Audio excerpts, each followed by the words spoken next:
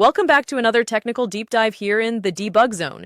Today we're tackling a big question and breaking it down with insights from other users. Hopefully this clears up some misconceptions and helps you get the answer you need. So buckle up, stay a little curious, and let's jump right in.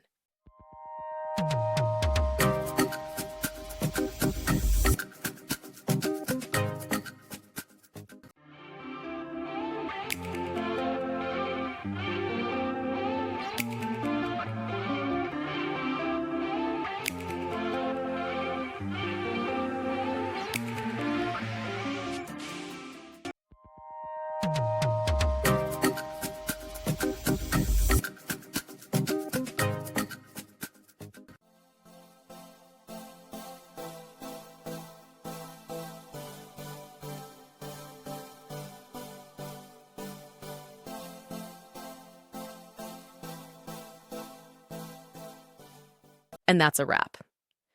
I hope you found the answer you were looking for. If you did, take a second to hit that subscribe button. It really helps out. And let me know in the comments which solution worked best for you. See you next time in the debug zone.